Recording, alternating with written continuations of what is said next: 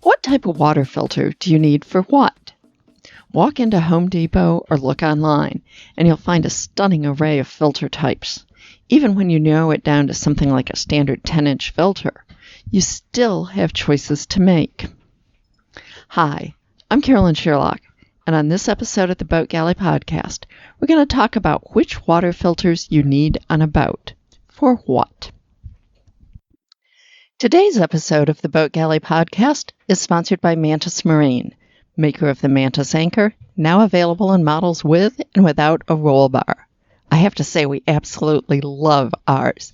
It's proven to set reliably in the most challenging bottoms, and the Mantis Anchor digs in like no other, making anchoring safer and boating more enjoyable. Mantis Marine also brings to market practical, durable, and affordable marine products, including their anchoring gear, scuba diving accessories, and a rechargeable waterproof headlamp for hands-free lighting. Visit mantismarine.com, that's MANTUS marine.com, and see for yourself. Okay, so let's talk about water filters. Choosing the right water filter for your application can be a daunting task. What are the differences between various types? Does it really matter if I've got the right microns? I've looked all over, in stores and on the internet, and I've never been able to find much in the way of which filter is right for me type of a guide. The longer we cruised and used filters for various purposes, the more I had to learn about the topic. Now, what I'm going to talk about today summarizes what I know, but always check your manufacturer's documentation if using a filter as part of another system, such as a water maker. I can give you some general guidelines, but your system may have very specific requirements. Water filters. They're called cartridges by manufacturers. They have three basic differences from one to another. First is size. Obviously, you need the right size to fit your housing. Now, the standard size used in most housing is called 10 inches by 2.5 in diameter. Note that although it's called 10 inches long, the filters are actually about 9 3/4, and you'll see some of the filters spec'd as being 9 3/4 long. They're the same size in reality. Now, while many other sizes are available, these are the basic ones that you're probably going to be using. Let's turn next to the type of water filter. There are 6 types of filters that are commonly found: pleated paper, string wound, polyspun, carbon wrapped or impregnated, granular carbon, and carbon block. I'm going to be talking about each of these. They do all look different, and that can help if they're labeled in a language that you're not totally fluent in. And third, all filters have a micron rating on the label. The smaller the number, the finer the filtration. I've seen them as large as 40 microns, but 20, 10, and 5 are far more common. The smallest I've ever seen is 0.5 microns. Finer filtration can slow down water flow, but that is usually more of a problem in houses where people expect greater flow than in boats. You really don't have a choice on the size. So I'll look at the various types and the micron ratings here. Okay, pleated filters. This is really one of the dirt and sediment filters. They do nothing to improve taste or remove chlorine or microorganisms. They're fairly inexpensive, generally costing maybe about $5 each. Pleated filters come in 2 varieties: pleated paper and pleated polyester. The paper are generally the cheapest, but they can deteriorate quickly, while polyester are far more bacteria and chemical resistant. Pleated filters are most often used as a pre-filter for the saltwater intake on water makers. Most people don't use them in drinking water systems. Now, most water maker companies recommend a 5-micron pleated polyester filter as a pre-filter, but check the specs for your particular system. Some particularly high-volume systems will have 20 or 30 micron ratings that they want. Many cruisers try to rinse and reuse them with varying success. We find that we can usually get 2, sometimes 3 uses out of one. Next type is string wound, and they look just exactly like they sound. It looks like a bunch of string wrapped around and around and around an inner core. As with the pleated filters, these are for dirt and sediment only and are used almost exclusively, again, for water maker pre-filters. Many of these now have dual filtration levels, with water passing through a larger micron level to get the larger particles and then a smaller one. The theory is that the filter will last longer before it gets plugged up. Now, string-wound filters are relatively expensive, sometimes under $5, but generally $7 or $8 for the dual layer ones. You cannot rinse and reuse one. Next is polyspun filters. Polyspun filters are the third style of dirt and sediment filters. I found several reviews stating that polyspun filters seem to last slightly longer than string wound and might be slightly cheaper. Again, they can't be rinsed and reused, and I don't see them all that often in the stores. Now, we've used all three of these types for our water maker pre-filter, depending on what was available where we were. What I do is focus more on getting the correct micron rating for your application, and don't worry about which of these types you're getting. All of them work well for dirt, sediment, and rust. None will improve taste, remove chlorine, or filter bacteria or other microorganisms. Okay, now let's turn to the carbon filters. There's three types of them: carbon wrapped or impregnated, granulated carbon, and carbon block.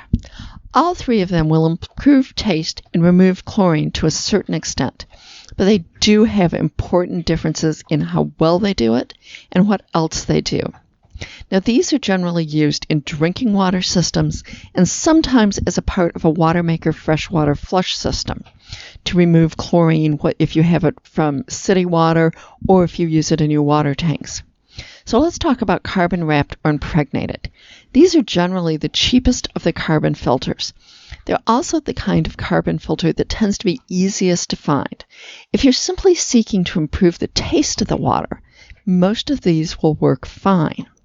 However, it's important to note that they reduce the chlorine in the water. They do not totally eliminate it. Do not use these in any application, such as a freshwater flush system of a water maker, where total removal of chlorine is needed. Any amount of chlorine will damage a water maker membrane. Now, generally, the carbon wrapped or impregnated are polyspun or less often a pleated filter that have a covering of carbon. Generally, they offer filtration levels of, say, 2 to 20 microns. I've never seen one that's fine enough to remove bacteria or other microorganisms. If you just want something that'll remove most of the dirt and chlorine from your drinking water, these will work. They typically cost around $10. Now, the next type is granulated charcoal. The biggest thing to know about granulated charcoal filter is that they do little to filter sediment from the water. Further, they don't come fine enough filtering to remove giardia. They're easy to identify as they tend to have a solid plastic outer casing. Granulated charcoal filters are reasonably good at removing chlorine, volatile organic compounds, pesticides, and many other man-made substances. They typically come in 2 to 20 micron filtration levels.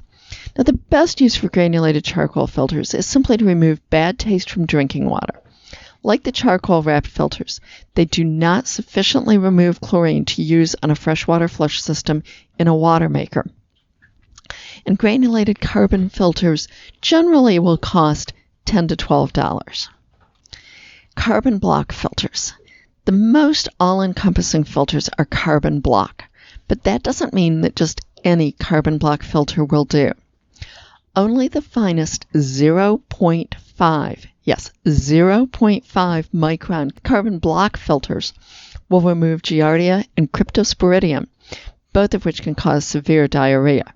The 0.5 micron carbon block filter is also virtually 100% effective in removing chlorine and is what most water maker manufacturers recommend on their freshwater flush systems to ensure that no chlorine reaches the membrane.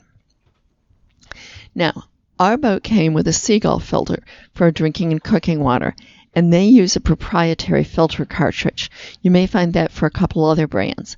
But if we had decided to install a filter ourselves for the drinking water, the 0.5 micron carbon block filter is what we would have used.